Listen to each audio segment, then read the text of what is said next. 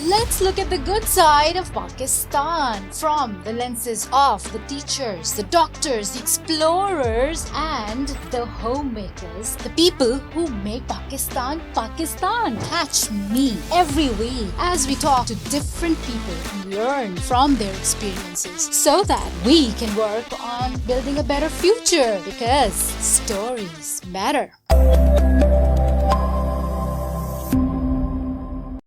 میں کہ میری غزل میں ہے آتش رفتہ کا سراغ، میری تمام سرگزشت کھوئے ہوں کی جستجو۔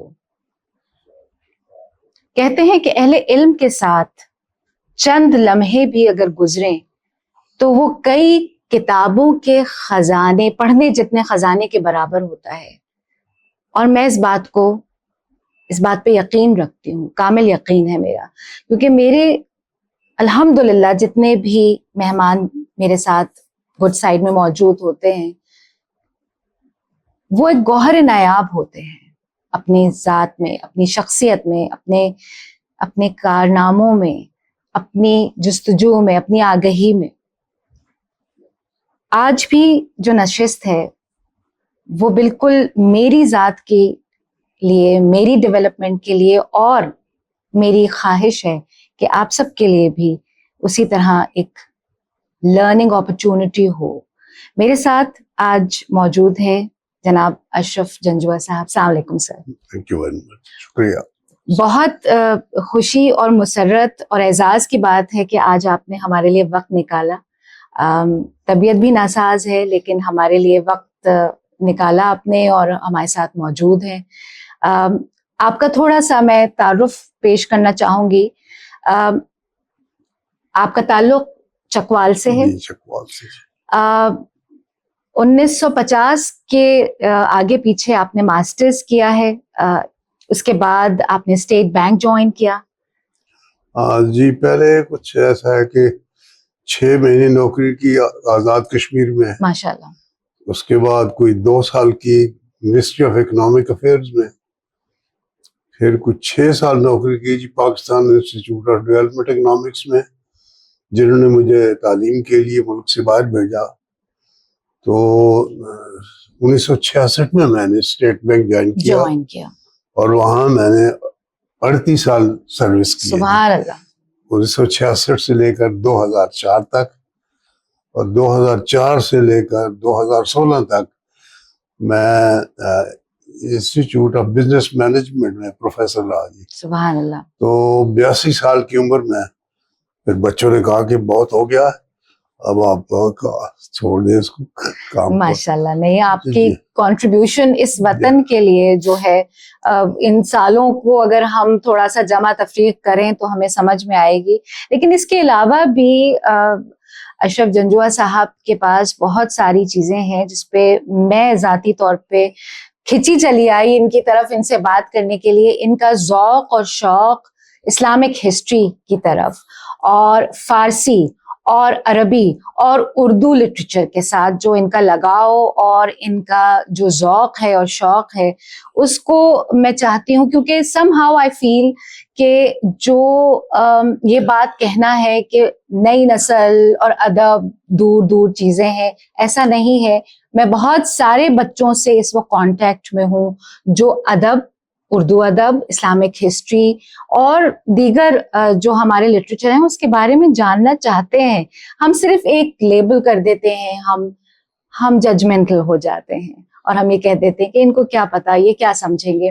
تو میں خاص طور سے ایسے لوگوں سے، آپ جیسی شخصیات سے، خاص کر جو اتنے سارے لیولز کے اوپر ادب سے جڑے ہوئے ہیں، کنٹریبیوشن ہے، میں چاہتی ہوں کہ آپ کی بات کو ریکارڈ کیا جائے اور میں وہ connection, good side podcast ایک کنیکشن بنے ان لوگوں تک پہنچنے کے لیے جو کہ ظاہر ان پرسن آ کے ملنا مشکل ہے اور آپ کا کئی جگہوں پر جانا اب مشکل ہے۔ تو اسی لیے آج ہم نے آپ کو زحمت دی ہے، اور انشاءاللہ آپ کے اس وسیع تجربے سے اور آپ کا جو دور رس انڈرسٹینڈنگ ہے پاکستان کے حوالے سے، پاکستان کی اکانومی کے حوالے سے، اسلامی تاریخ کے حوالے سے، ہم اس پہ بات چیت کریں گے۔ جنجوعہ صاحب، میں ایک سوال ذہن میں بالکل میرے آ رہا ہے اور میں چاہ رہی ہوں کہ میں آپ کے گوش گزار کر دوں کہ آج کل جو ایک نا امیدی کا ماحول ہے پاکستان کے حوالے سے، لوگ اکثر بہت زیادہ افسوس اور شکایت اور اس کی بات کرتے ہیں، کیا آپ بھی نا امید ہیں پاکستان سے؟ میں یہ تو نہیں کہہ سکتا کہ میں نا امید ہوں. میں یہ کہوں گا کہ ملک کی ترقی کے لیے اور اس کے مستقبل کے لیے جس حکمت عملی اور جس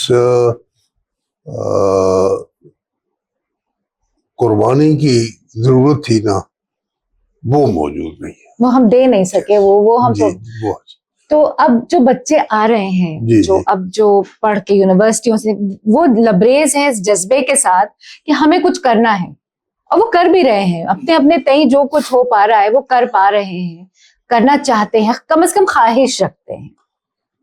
تو جو نا امیدی کی بات جب لوگ کرتے ہیں نا، تو میں ان سے کہتی ہوں کہ دیکھیے یہاں پہ ڈاکٹر عبد الباری جیسے لوگ موجود ہیں، جی یہاں پہ امجد ثاقب جیسے لوگ جی جی موجود ہیں، یہاں پہ ادیب رضوی جیسے لوگ جی موجود جی ہیں. جی بالکل. تو اس ملک میں شایان شادمانی جیسے لوگ موجود ہیں، احمد حامد جیسے لوگ موجود ہیں، جو کہ سوچ بھی نہیں رہے کہ ہم کہیں اور جائیں، اور ان سے جو کچھ ہو پا رہا ہے وہ اس وطن کے لیے کر رہے ہیں. تو یہاں امید ہے، نا امیدی نہیں ہے، ہم شاید صرف دوسری طرف دیکھ رہے ہیں. تو اس حوالے سے آپ کا کیا خیال ہے؟ آپ کیا کہنا چاہیں گے؟ کیا سمجھتے ہیں آپ کے؟ میں کچھ ایسی بات کہہ رہا ہوں جی جو شاید لوگوں کو پسند نہ ہو، لیکن یہ میرے جذبات ہیں. دیکھیے جی، ہم نے جس تعلیم کی ہمیں ضرورت تھی ترقی کے لیے، معاشی ترقی کے لیے نہیں صرف، بلکہ ہماری شخصیات اور یعنی آئیڈینٹی کی ترقی کے لیے وہ تعلیم جو ہے وہ مسنگ ہے. دیکھیے تعلیم کا کیا ہے، ڈگری نہیں ہے. تعلیم کا پہلا مقصد یہ ہے کہ تھنکنگ، سوچ میں وسعت آئے، reasoning and questioning. That is تعلیم. یہ تو بنیادی سبق ہے جو شروع سے بچوں کو پڑھانا چاہیے. تو ہمارے ہاں تو سوال کرنے پہ ہی سب سے پہلے ڈانٹ ڈپٹ ہوتی ہے کہ بالکل سوال کیوں کر لیا. یہ جو ایجوکیشن سسٹم، جو کنونشنل سسٹم ہے، وہ تو یہی کہتا ہے نا کہ sit still and be quiet. ہاں نہیں وہ استاد کرتے ہیں، لیکن نہیں، یہ power of thinking, understanding, reasoning, یہ تین چیزیں ہیں، یہ تعلیم کے عنصر ہیں. اس کے بعد ٹیکنیکل ایسپیکٹ آتا ہے کہ ٹھیک ہے، بڑے لوگوں کے پاس 4 5 ڈگریاں ہیں، فارسی کی ہے، عربی کی ہے، اردو کی ہے اور پنجابی کی بھی ہے، ٹھیک ہے، بڑا اچھا ہے، وہ آپ کی پرسنالٹی کے لیے بڑی چیز. بٹ دا کوشچن از کہ ہمیں سوسائٹی کے کیا چاہیے. سوسائٹی کے لیے اگر آپ ایک الیکٹریشین کو ڈھونڈنے لگے تو 2 گھنٹے لگ جاتے ہیں، اور آگے پھر وہ کہتا ہے جی یہ بات یہ ہے جی کہ اب بھی نہیں، میں 2 گھنٹے کے بعد ہم said we have not given due importance to science and technology. This is maybe a very irresponsible statement, but that's what I say. نہیں، that is a fact actually. یہ بالکل آپ نے بجا فرمایا. تو آپ کو کیا لگتا ہے یہ کام جو سٹارٹ ہونا چاہیے، یہ تو بالکل primary level, grass root level سے سٹارٹ ہونا چاہیے. یہ جب بچے یونیورسٹی کالجز میں آتے ہیں تب تو نہیں ہو سکتا. دیکھیے جی madam, I would say, and something that I missed, کہ سائنس اور میتھمیٹکس یہ میٹرک تک کمپلسری. ہم نے تو اردو اور عربی پڑھی، اور پھر جب میں اوپر گئے تو مولوی صاحب نے کہا، امام مسجد جو تھے ہمارے، کہ بھائی یہ برخوردار، یہ اردو اور عربی فارسی پڑھو، مولانا روم کو پڑھو، حافظ پڑھو. پھر ہم نے فارسی پڑھنی شروع کر دی. تو بعد میں پتہ چلا کہ بھائی یہ چیزیں تو پڑھ سکتے تھے، اگر سائنس پڑھتے تو شاید ملک کی ترقی کے لیے بہتر کام کر سکتے تھے. تو یہ ہے میرا.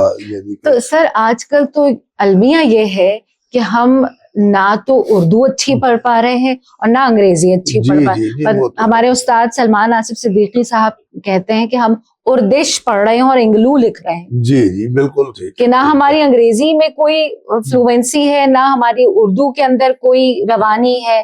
بڑے فخر سے بچے اس بات کو کہتے ہیں کہ ہمیں تو اردو نہیں آتی, ہم تو اردو میں بہت کمزور ہیں. اردو تو ہماری نیشنل لینگویج ہے, تو جب اردو ہی میں ترقی نہیں کر پا رہے, اردو ہی نہیں ٹھیک کر پا رہے, تو باقی مضامین. یہ تو جی ایک بنیادی چیزیں ہیں. ایک جگہ میں نے لیکچر دیا تھا, وہ زبردستی مجھے لڑکیاں لے گئی کالج میں.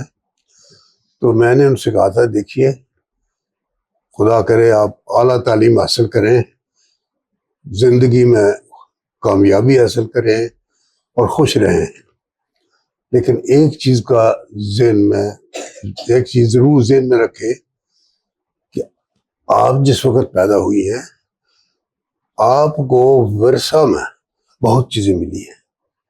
سائنس ملی ہے, ٹیکنالوجی ملی ہے, ہاں جی ڈاکٹرز ملے ہیں, بے شک اور بے شک کیا چیزیں ملی ہیں. بے شک.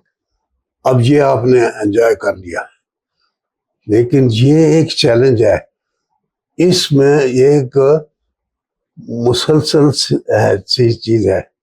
آپ کی ڈیوٹی ہے کہ اس میں ایڈ کریں. اگر ایڈ نہیں کریں گے تو اس کا مطلب ہے کہ آپ نے اپنے وقت کے ساتھ ظلم کیا اور اپنا حصہ نہیں ڈالا. اپنا ایسا نہیں ڈالا.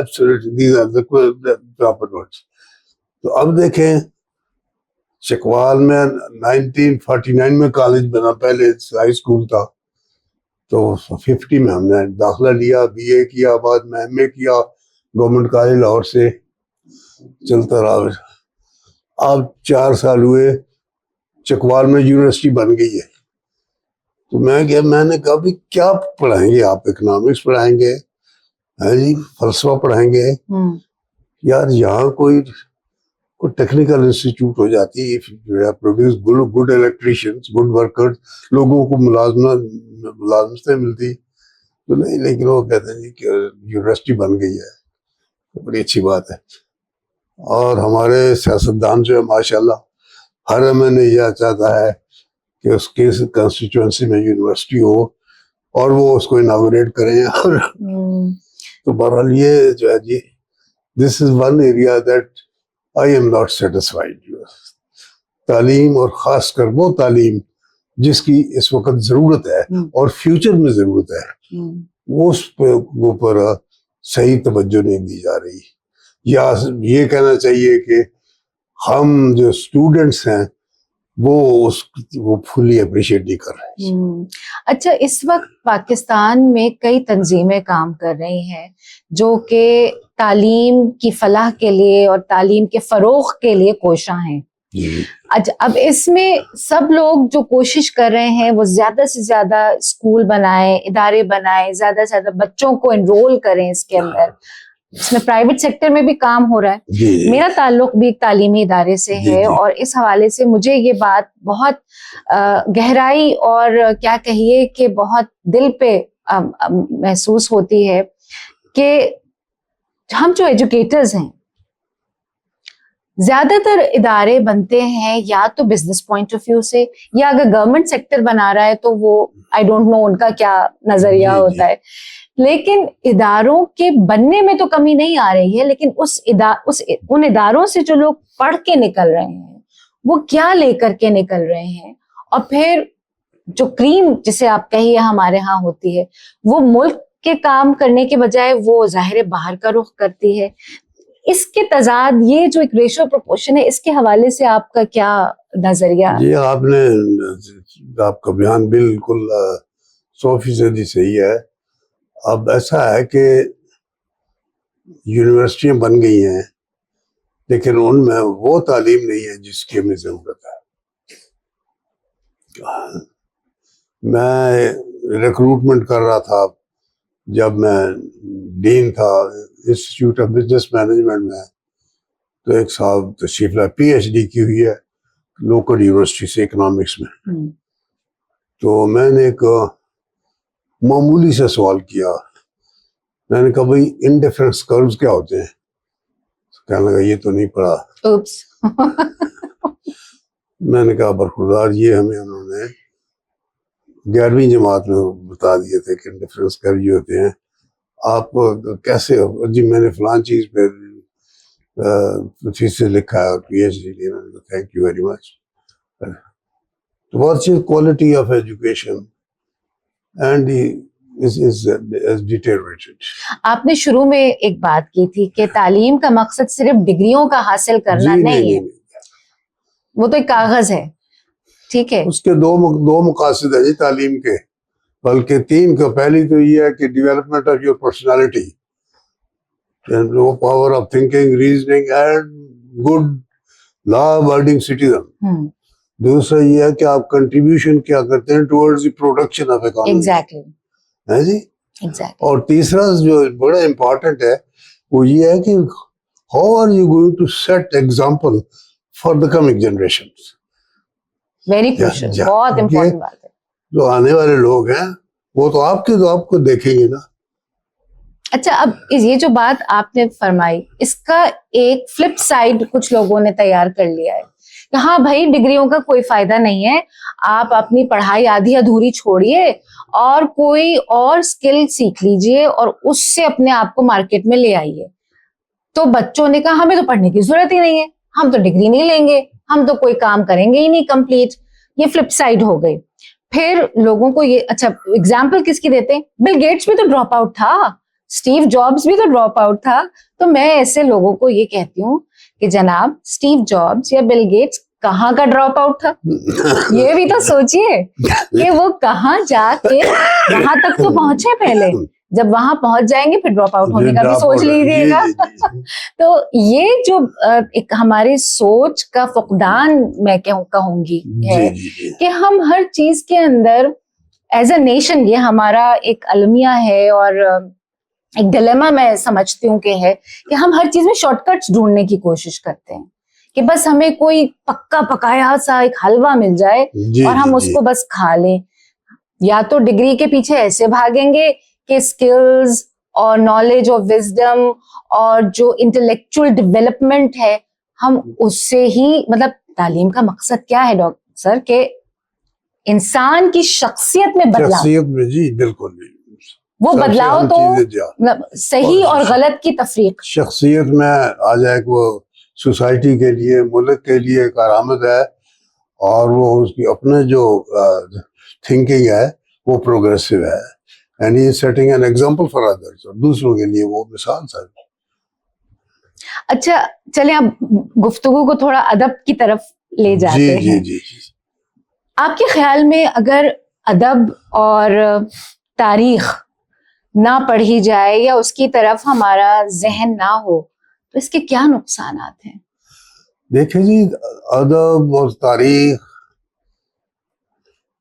یہ ایسی چیز ہے کہ یہ آپ کی شخصیت کو سنوارتا ہے، یہ آپ کی تھنکنگ کو شارپن کرتا ہے، یہ آپ کو یہ بھی بتاتا ہے کہ دنیا میں اور چیزیں بھی ہیں، دنیا میں اور لوگ ہیں جو مختلف طریقے سے سوچتے ہیں. تو آپ دیکھیں فارسی ادب میں اور چیز ہے، عربی میں اور چیز ادب میں ملے گی آپ کو، اردو میں جو ہے وہ سب کا ملغوبہ نظر آتا ہے جو فارسی سے بھی مل گیا، عربی سے لشکری زبان ہے نا ہماری. تو لیکن میرا اپنا ویو یہ ہے جی کہ انسان کو بیلنس ایجوکیشن اور تھنکنگ کے لیے 4 چیزوں کی بڑی ضرورت ہے. سب سے پہلے تو ان کو مبادیات فلسفہ، یعنی فلسفے کا ABC آنا چاہیے. آپ کو پتہ چاہیے کہ آپ کیا ہے، چیز کیا ہے، آپ کہاں جا رہے ہیں، آپ سوچیں آپ. اور ہمارے جو آباء و اجداد تھے، چاہے وہ اسلام میں یا کسی دوسرے، تو انہوں نے کیا کیا، اور تو فلسفہ بڑا ضروری ہے جی انٹروڈکٹری کا وجہ سے. دوسری چیز ہے تاریخ.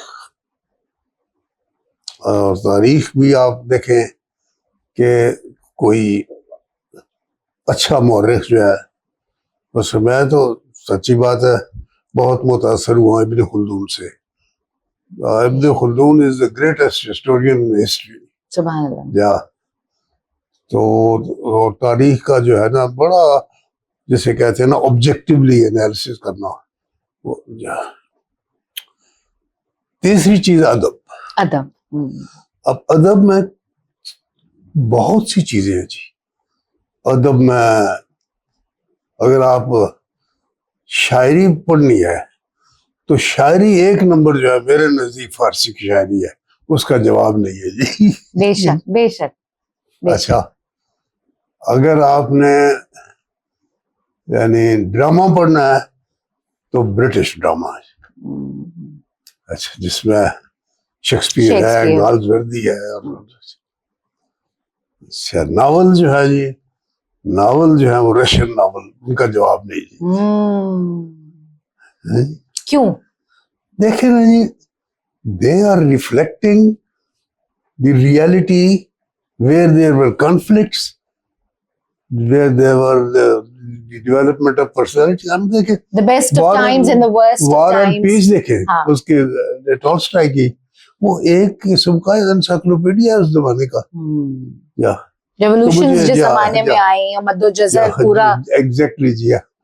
کوائٹ فلوز دا ڈان آپ پڑھے میں تو ناول میں نزدیک بہت اچھا جو وہ رشین ہے جی. تو میں نے تو زیادہ نہیں پڑھا, لیکن کہتے ہیں کہ پروز جو ہے وہ فرینچ کی بہت اچھی ہے, کہ میں زیادہ نہیں فرینچ جانتا پر تو یہ جو ہے نا یہ ادب میں. البتہ میں ایک کہہ سکتا ہوں جو شاید کسی کو پسند ہو کہ شارٹ سٹوری میں یا افسانے میں میرے خیال میں اردو از ٹوٹلی انچیلنجڈ. اچھا بالکل. تو کچھ خاص مصنفین جی کرشن چندر, ہاں بھٹو, سوری بھٹو کیا نام تھا اس کا, کرشن چندر ہو گئے. نہیں کرشن چندر, اور اس کا جو اپنا اثر تھا لاہوریا, میں نام بھول گیا اس کا. چلیں ابھی آ جائے گا ذہن میں. اچھا پھر دوسرا ہے احمد ندیم قاسمی اور عصمت چغتائی. عصمت چغتائی, یہ لوگوں قرۃ العین حیدر. قرۃ العین حیدر, تو راجندر سنگھ بیدی, ان سب کی جو ہے نشان کہتے ہیں افسانے جو ہے نا, آئی تھنک اردو میں much better than in any other language. سبحان اللہ. جا تو یہ ہے جی. اور چوتھی چیز آپ, ہاں جی چوتھی چیز, یہ تیسرا ہو گیا ادب. جا ادب کے ساتھ چوتھی چیز آپ, چار چیزیں آپ نے کہی تھی جی. سو ہاں چوتھی چیز ہے جی کسی آرٹ سے آپ کو تعلق. آرٹ, ہاں کسی آرٹ سے, چاہے پینٹنگ ہو یا کچھ چیز ہو, یعنی موسیقی بھی آ سکتی ہے اس کے کوئی اندر, گائکی بھی آ سکتی ہے. یا آرٹ جو ہے اگر کنٹریبیوشن نہیں کر سکتے, کم از کم آپ اپریشیٹ کرنے کی جو ہے نا,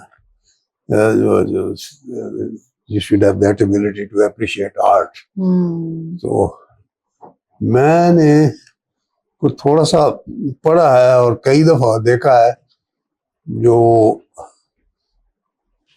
مورش آرٹ ہے جی, architecture, that I like very much. جو اسپین میں جو ہے نا عربوں کا آرکیٹیکچر, اچھا, that was I like that very much. ماشاء. آپ یعنی آپ یہ جو آپ نے چار چیزیں بتائیں, اس میں آرٹ جو ہے یہ وہ ایریا ہے, یہ وہ ایسپیکٹ ہے جس سے کہ انسان کی جو سینسٹیوٹیز ہیں, جو اپریسیٹیو بہت سی چیزیں جو آرٹ میں, تو لوگوں کو ڈانس پسند ہوتا ہے, لوگوں کو ڈرائنگ پسند ہے, ہے جی, لوگوں کو لکھنا پسند ہے.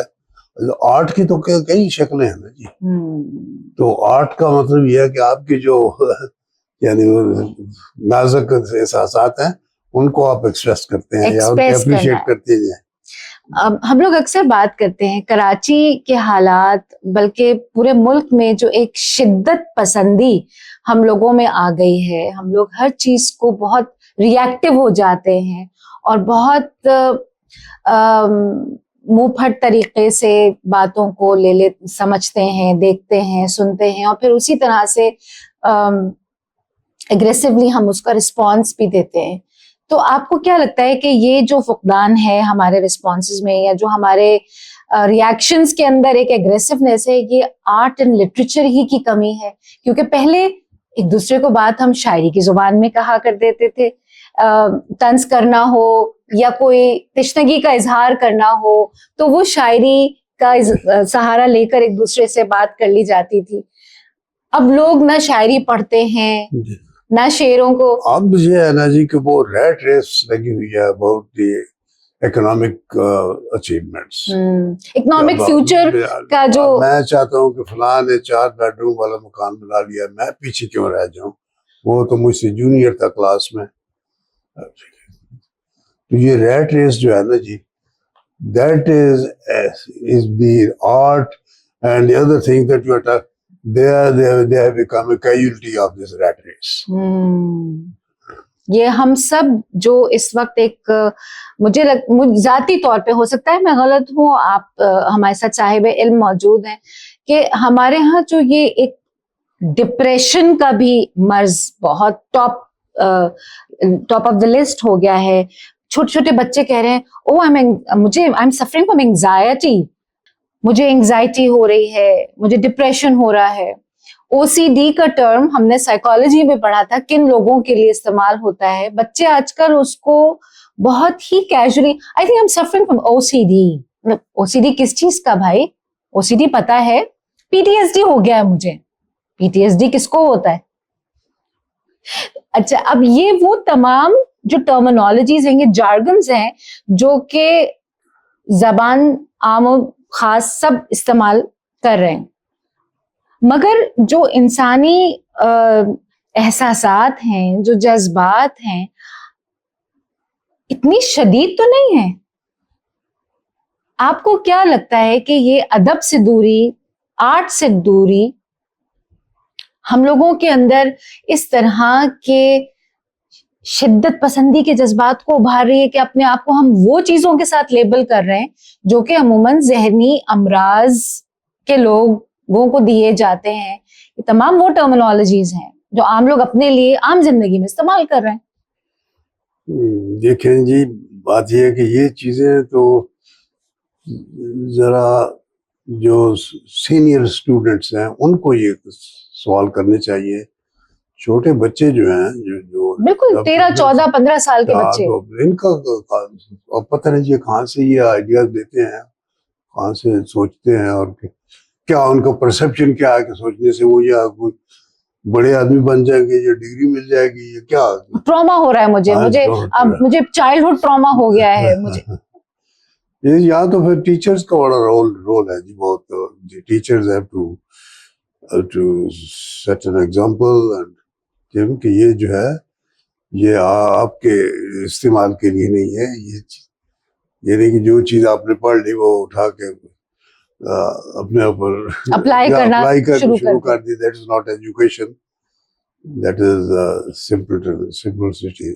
اچھا، ہم اگر تاریخ کی طرف جائیں، ہمارا زمانہ تھوڑا سا پچھلا ہے لیکن اور تھوڑا ڈیپتھ میں جائیں تو زندگی مشکل تھی، تلخ تھی، زندگی مشکل تھی. اب آسانیاں بہت ہو گئی ہیں. زندگی مشکل تھی لیکن میرے خیال میں پھر بھی کچھ اطمینان تھا. بالکل، آپ بالکل صحیح فرما رہے ہیں، بالکل صحیح فرما رہے ہیں. کہ لوگوں کا یہی تھا نا کہ بھئی روٹی مل جائے، کام کیا جائے، بچوں کی شادی ہو جائے، تعلقات اچھے ہوں، کوئی لڑائی جھگڑا نہ ہو. اب یہ جو ہے زندگی کی، تو اس میں سادہ زندگی میں بھی بہت میرٹ تھے جی. اب جو پھر آدمی زیادہ ایمبیشس ہوتا ہے تو اس میں پھر پرابلمز بھی آتے ہیں. ابھی ہم آف دا ریکارڈنگ بات کر رہے تھے مظلومیت کے حوالے سے کہ تاریخ میں مظلوم کون ہے اور سمجھا کس کو جاتا ہے. تو مظلومیت کی ڈیفینیشن جو ابھی ہم نے آپ سے سنی وہ کس قدر گہری اور کس قدر غمگین اور سوزناک ہے. آج کل مظلومیت کی ڈیفینیشن کچھ اور ہو گئی ہے. تو تاریخ کے حوالے سے کچھ بتائیے, کوئی اور ایسی بات بتائیے جو کہ اس بات کو عیاں کر سکے کہ مظلومیت, ہم اپنے آپ کو کہتے ہیں ہم سفر کر رہے ہیں, ہم ٹراما سے گزر رہے ہیں.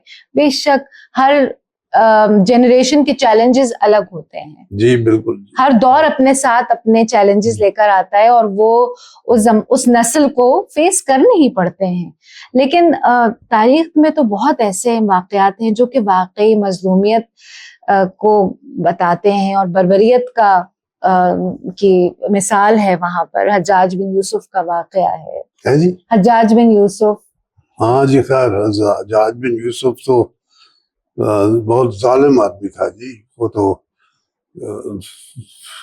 فرینکلی میں تو اسے انسان بھی نہیں کہوں گا. وہ تو ظلم اور بربریت کی وہ تصویر جو ہے اس کی, آدمی کو قتل کرا دینا اس کے لیے کوئی معمولی چیز تھی. وہ لوگ بہت الگ بھی. اس زمانے میں تو سچی بات ہے اسلامک ہسٹری ہے, لیکن انسان کی کوئی ویلیو نہیں تھی. تب بھی نہیں تھی نا, اب بھی نہیں ہے. اب دیکھیں نا, اب انسان میں ایک ویلیو ہے کہ اس میں ایک تعلیم اور ایک احتجاج کا عنصر آ گیا ہے. وہ دوسروں کو دیکھتا ہے, کمیونیکیشن ہے. اب یہ تو نہیں کہ حجاج یوسف نے کسی کو قتل کرا دیا تو اس کے بھائی کو پتہ ہی نہیں ہے, 2-4 دن کے پاس پتہ چلا. اب تو منٹوں میں جو ہے وہ خبر, تو لوگ پھر باہر نکل آتے ہیں. تو اب احتجاج ہے نا, اب تو وہ مظلومیت نہیں ہے. اب مظلومیت جو ہے نا وہ میرے خیال میں یہ ہے کسی کو تعلیم میں یا اپارچونیٹی میں کسی کو نگلیکٹ کرنا, وہ یہ مظلومیت ہے. اور خاص کر میں دیکھتا ہوں کہ چھوٹے شہروں میں لڑکیوں کو وہ فیسلٹیز نہیں دی جا رہی جو بڑے شہروں میں ہے. وہ اویئرنیس جو ہے ابھی تک یونیورسل نہیں ہوئی. آپ کیا سمجھتے ہیں آج جو بچہ ہے جو اس بات کو اپنے لیے ایک ٹارچر کا ورڈ استعمال کر کے کہتا ہے کہ والدین نے میرے اوپر بڑی سختی کر دی ہے, میری زندگی ٹارچرس ہو گئی ہے, تو یہ جو الفاظ کے صحیح استعمال اور غلط استعمال کی وجہ سے ہمارے ہاں سوشل ایشوز پیدا ہو رہے ہیں, آپ کیا سمجھتے ہیں کہ تاریخ اس میں کتنا رول پلے کرتی ہے اگر بچے تاریخ سے اویئر ہوں کہ واقعی ٹارچر اور ٹراما کیا چیز ہوتی ہے, ان کو اگر معلوم ہو تو آپ کو لگتا ہے کہ کہیں سوشل ہمارے ہاں بہتری آ سکتی ہے؟ تاریخ کے ساتھ ہی زمانے جب بدل گیا ہے تو ویلیوز بدل گئی ہیں, کانسیپٹس بدل گئے ہیں. اب وہ کہتے ہیں کہ حجاج بن یوسف نے کئی ہزار آدمی کو, کچھ تو کہتے ہیں 90,000 آدمی کو قتل کیا. اچھا, تو اس زمانے میں تو یہ ان کے لیے کامن تھا. عبداللہ بن زبیر کو قتل کرا دیا, جو ہے قتل کرا دیا. تو اب یہ جو ہے نا اب وہ آئسولیشن ہے نہیں, سوسائٹی. اب جو میں اور میرا مسئلہ اور میرا غم اور میری پریشانی. جی جی بالکل. اچھا چلے تھوڑا سا بات کو ہم شاعری کی طرف لے جاتے ہیں. آپ کون سے شعراء سے انفلوئنس ہیں ایسٹ ویسٹ دونوں طرف؟ اردو میں تو غالب, اقبال اور فیض, اور فارسی میں تو زیادہ تو جو ہے وہ میں 4 شعراء سے متاثر ہوں.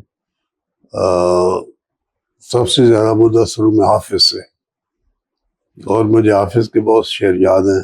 آپ کچھ اگر ہمیں عنایت کیجیے کچھ, اگر آپ کو جو وہ جی حافظ اگاراں ترک شیرازی بداستان دل مارا بخال ہندو اشبخشم سمر کندو بخارا سبحان اللہ. اور اس قسم کی بات. اس کے علاوہ آپ بھی ابھی ہم جب ریکارڈنگ سے پہلے بات کر رہے تھے تو آپ ایک شعر کے اوپر زور دے رہے تھے. اب دیکھیں نا جی جو یہ شاعر ہے نا ایران کے عراق، اس میں حافظ ہیں، سعدی ہیں، مولانا روم ہیں جی، یہ جو عبد الرحمن جامی ہے. اب جو ہے نا نعت کے اعتبار سے عبد الرحمن جامی کا مقابلہ نہیں، کہیں نہیں، کسی زبان میں نہیں ہے. اردو میں تو نعت بہت کم کہی گئی ہے، البتہ پنجابی میں جو پیر میر علی شاہ صاحب نے کہا نا کہ اج سکھ میں ترانی بدھیری ہے، لولو شوق چنگیری ہے، کیوں جدڑی اداس گلیری ہے، نینا آج لائیاں کیوں جھڑیاں، وہ بہت زبردست. اچھا. تو نعت جو ہے وہ اردو میں کم ہے. اردو میں کم ہے، اور فارسی میں تو عبد الرحمن جامی جو ہے بہترین. اور باقی ہندوستان میں بہت اچھے شاعر ہوئے ہیں. میرے جو فیوریٹ ہیں وہ اپنے جو موجودہ لوگ ہیں، یعنی غالب، اقبال اور فیض کے علاوہ وہ 3 ہیں. ایک تو ہے عبد القادر بیدل، اور اس کے بعد ہے فیضی، اور اس کے بعد امیر خسرو. ان کا کلام. تو بیدل کا کوئی شعر آپ ابھی؟ بیدل کا جی شعر ہے کہ زندگی در گردنم افتاد بیدل چارہ نیست، شاد باید زیستن ناشاد باید زیستن. کہتا زندگی جو ہے میری مرضی کے بغیر گلے میں پڑ گئی ہے، خوش رہو یا نہ خوش رہو، یہ تو گزارنی ہے تم نے. کیا بات ہے. اور اسی کو غالب اس طرح کہتے ہیں کہ قید حیات و بند و غم. جی اصل میں دونوں ایک. جی موت سے پہلے آدمی غم سے نجات پائے کیوں. ایک اور شعر ہے جی ان کا، چدانی رمز دریا گرن داری گوش گردابے. سر چدانی رمز دریا گرن داری گوش گردابے کہ کار خار و خسر ببد زبان موج فہمیدن. جی آپ کو رمز دریا کا کیا پتہ ہے؟ چدانی رمز دریا گرن داری گوش گردابے، جب تک آپ کے پاس گرداب کا کان نہیں ہے آپ سبحان اللہ اس کی جو ہے نا موج کی رمز نہیں سمجھ سکتے. سبحان اللہ سبحان اللہ. چدانی رمز دریا گرن داری کہ کار خار و خسر ببد زبان موج فہمیدن. یہ کانٹے اور کیڑے جو ہیں کہیں جی یہ موج کی زبان نہیں سمجھ سکتے کہ کار خار و خس نہ ببد زبان موج فہمیدن. کیا بات. یہ ہے جی خوبصورت. اور بہت شعر ان کے بہرحال ٹھیک ہے. ایک فیضی کا سنائیے. اچھا ایک شاعر کا تو سنا. اچھا فیضی کا جو ہے وہ اپنے دوستوں کے بارے میں کہتا ہے، ہم نفسانے محفل ما، اے ہماری محفل کے ہم نفس ہو، رفتید بلے ناز دل ما، آپ چلے گئے ہیں لیکن ہمارے دل سے نہیں گئے.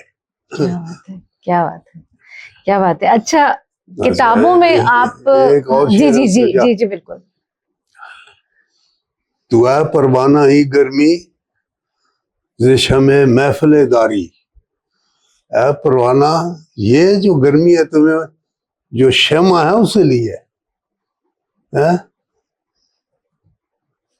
سبحان اللہ سبحان اللہ. سیدانے لڑیا چمن در سوز خود بھول گیا ہوں میں جی. اس کا دوسرا مصرع جو ہے کہ جو ہے اپنے دل میں اگر جب تک سوز نہ ہو بات نہیں بنتی. آپ نے تو شمع سے لے لی اور یا سبحان اللہ سبحان اللہ. کتابوں میں ماشاءاللہ آپ کا بہت وسیع مطالعہ ہے، تو کتابیں آپ کو کون سی انفلوئنس آپ کو مطلب جو اثر کر گئیں یا آپ کو چھوڑ گئیں کچھ اثر؟ دیکھیں جی کتابیں تو ایسا کہ آئیڈیاز کی بات ہوتی ہے، تو کتابیں تو میں نے ہر قسم کی پڑھی ہیں. ناول پڑھے ہیں انگریزی کے، ہسٹری پڑھی ہے، فلسفی پڑھی ہے.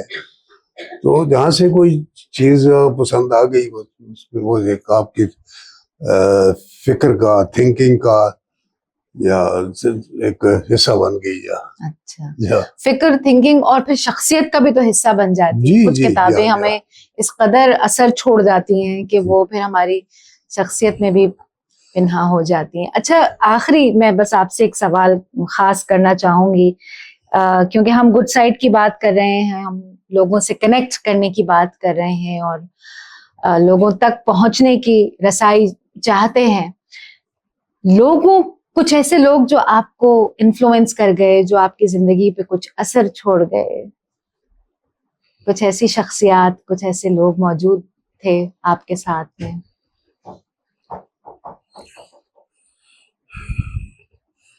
دیکھیں جی, اچھے یا برے؟ نہیں جی, اب ہر قسم کے لوگ ہوتے ہیں. جی, بات یہ جی کہ میری جو ابتدائی زندگی ہے نا وہ بڑی محدود سی, اس لحاظ سے کہ 20 سال کی عمر تک میں چکوال میں تھا. اور چکوال میں جو زیادہ جو اثر ہوا میرا بھائیوں کا, بہن کا اور رشتہ داروں کا اور کالج کے اساتذہ کا, تو یہ تھا. تو میری پرسنالٹی میں ہماری ہمشیرہ تھی, ان کا بہت اثر رہا ہے. جیسے واز اے نائس لیڈی. تو باقی اساتذہ میں بہت سے لوگ ہوئے ہیں. امریکہ میں اسٹینفورڈ یونیورسٹی میں پروفیسر تھے جی, بہت اچھے. تو it is very difficult to say کہ ایک دلی کے تھے چاولہ صاحب, وہ ہمارے ہسٹری کے استاد تھے. تو وہ بڑی ان کی مؤثر شخصیت تھی. میں ان سے بہت متاثر ہوا. تو وہ کیا ایلیمنٹس ہوتے ہیں جو ہم کسی کے لیے ہم باثر ہو سکتے ہیں, یا شخصیت کے اندر وہ کیا خاص چیزیں ہوتی ہیں؟ اخلاق ہوتا ہے یا ان کی وزیداری ہے, یا دیکھیں جی یہ چیزیں جو ہیں یہ تو علم ہے, اخلاق اور علم جو ہے یہ بہت بڑا ہتھیار ہے جی. لیکن یہ ہے کہ علم کا, جیسے میں نے عرض کیا پہلے, علم کا براڈ بیس ہونا ضروری ہے. اور اس کے ساتھ جو تھنکنگ ہے نا, جو تعلیم آپ کو تھنکنگ نہیں دے سکتی وہ تعلیم نہیں ہے, چاہے وہ آرٹس ہو, سائنس ہو, لینگویجز ہو, کچھ بھی ہو. سبحان اللہ, بے شک بے شک. اب میں نے کافی شاعری پڑھی ہے, لیکن فارسی شاعری کا جواب نہیں ہے. ہاں, بلکہ ایران والے لوگ جو ہیں وہ بھی علامہ اقبال, غالب اور فیضی اور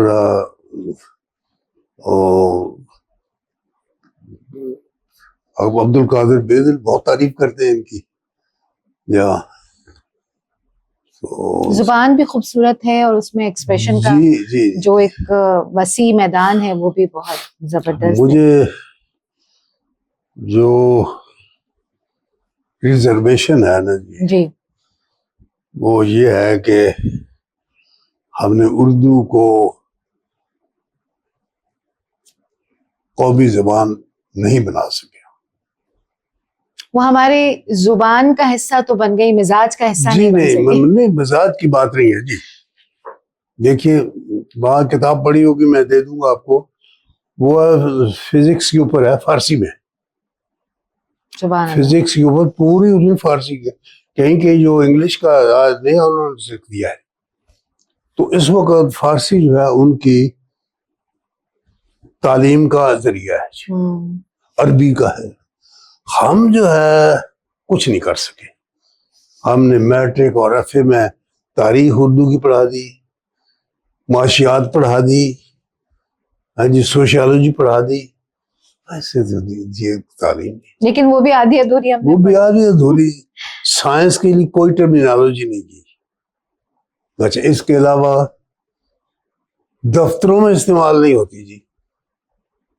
دفتروں میں ٹھیک ہے پٹواری کرتے ہیں, وہ تو پارٹیشن سے پہلے بھی کرتے رہے ہیں. تو کیسے ہم کہہ سکتے ہیں کہ یہ ہماری قومی زبان ہے؟ یہ تو ایک بہت بڑا چیلنج ہے. جب تک یہ دو چیزیں نہیں ہوتی کہ تعلیم ہر سطح پہ اردو میں ہونی چاہیے. اگر آپ کے پاس کسی ٹیکنیکل ورڈ کا ترجمہ نہیں ہے اس کو اسی زبان میں لکھیں.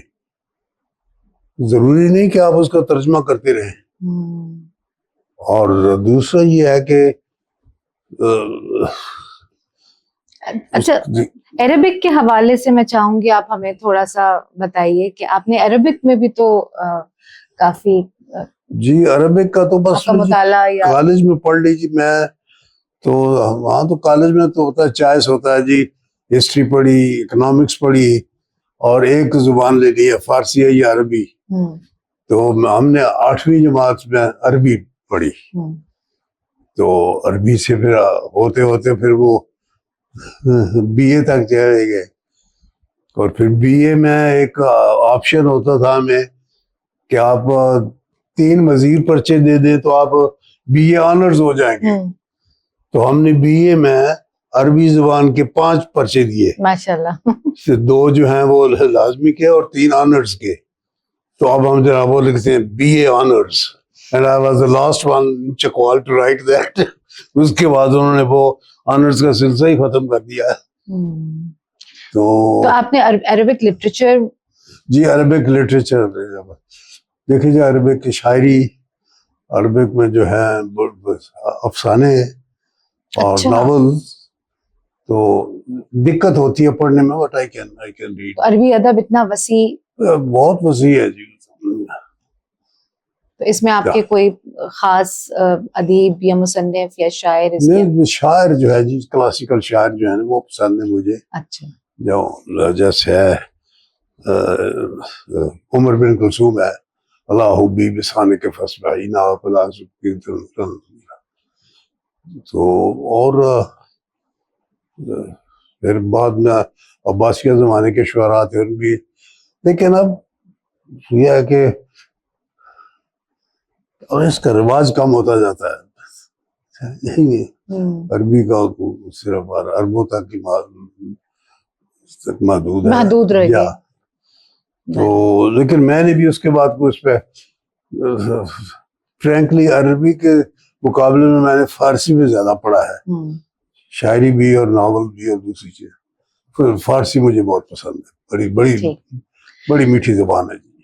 اب کیونکہ وقت کی قدغنے ہیں ہمارے ساتھ, تو میں چاہوں گی کہ اختتام میں آپ اسٹیٹ بینک کے حوالے سے جو آپ کا ماشاءاللہ اتنا بڑا, اتنا عرصہ دراز کا کنٹریبیوشن ہے, اس کی ہسٹری, اس کے بارے میں اگر آپ کچھ ہمیں بتائیں, کیونکہ that is some thing that we never have explored. ہم کبھی اس طرف, we know that there is a state bank, but آپ اس کے بارے میں کچھ بتائیے.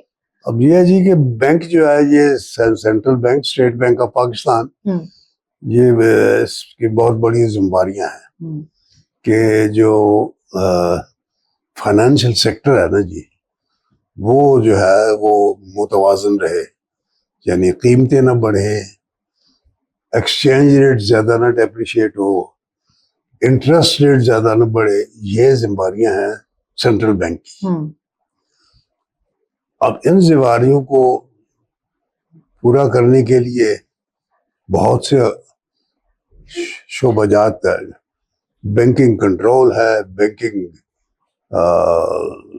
سپرویژن ہے, اور ریسرچ ہے, اسٹیٹسٹکس ہے, اور ایگریکلچر ڈپارٹمنٹ, ہر قسم کے شعبے ہیں.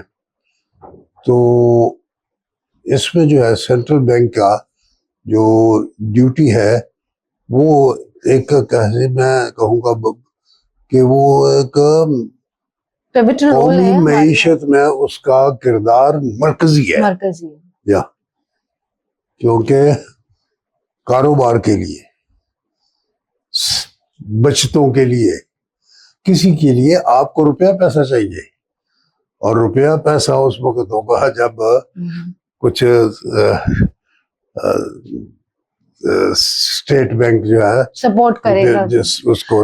آپ نے کتاب بھی تو لکھی ہے ہسٹری آف اسٹیٹ بینک کے حوالے سے, اور کئی والیومز کے اوپر وہ مشتمل ہے. 2 والیومز لکھے میں نے. اچھا 2 والیوم, تو اس کے بارے میں کچھ بتائیے جو کتاب آپ جیسے وہ ایسا ہے جی کہ وہ پہلے 2 والیوم لکھے جا چکے تھے. ایک ہمارے کولیگ تھے مرحوم اعجاز حسین, انہوں نے لکھے تھی.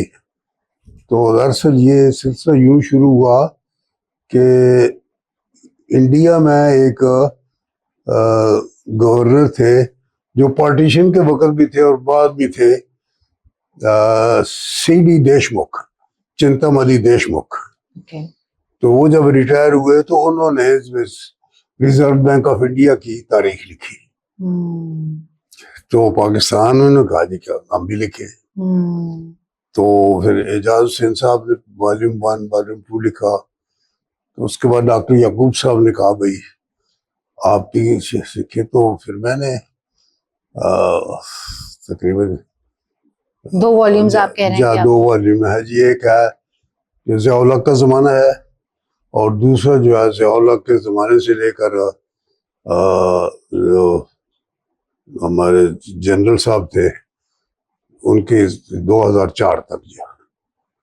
مشرف صاحب کے زمانے تک, جہاں مشرف صاحب کے شروع سے پہلے تک. بہت شکریہ اشرف جنجوعہ جی صاحب, آپ لوگ شکریہ جی, بہت مہربانی آپ کے وقت کا. جی میں I was not particularly inclined. ماشاءاللہ آپ کے ساتھ جو لمحے ہمارے گزرے اور جو انمول ذخیرہ یادوں, بھائی جان کی تو ہم بہت عزت کرتے ہیں کیونکہ ان کی کنٹریبیوشن بڑی ہے. انہوں نے یعنی میں تعلیم کے ایریا میں جو بھی آدمی ہو میں عزت کرتا ہوں. میں کہتا ہوں کہ تعلیم is the only thing which can change the society through change in thinking and perception. سبحان اللہ, بے شک. صرف وہ کمانے کھانے کی بات نہیں ہے, یہ سوچ ہے, اور سوچ کے لیے استاد کا جو کردار ہے وہ مرکزی ہے. سبحان اللہ. یہ بہت پتے کی بات, بہت ہی 100% درست بات اشرف صاحب نے فرمائی ہے کہ واقعی قوموں کی تقدیر ان کی درسگاہوں میں ہے اور وہ بدلی جا سکتی ہے, اور اس تقدیر کی باغ ڈور اساتذہ کرام کے ہاتھ میں ہے. وہ بچوں کو, اپنے شاگردوں کے ذہنوں کو معطر کر سکتے ہیں, بڑھا سکتے ہیں روشنی سے, اس روح سے جو اس وطن کو آگے لے جا سکتا ہے اور آگے لے جا سکتا ہے اور ترقی کے سفر پہ گامزن کر سکتا ہے. تو آج کی اس گفتگو کو ہم دعائیہ کلمات کے ساتھ اختتام پذیر کرتے ہیں. آپ کا بہت شکریہ, آپ نے اپنی طبیعت کی علالت کے باوجود ہمارے لیے وقت نکالا, اور ہمیں یہ اعزاز ہے کہ ہم آپ کو ریکارڈ کر سکے. بہت شکریہ. I hope I had the privilege of your time. Jazakallah. Jazakallah khair for watching this video, and if you want to watch more videos like this, please subscribe our channel on the right or the left side, I'm confused, and keep watching. Thank you so much.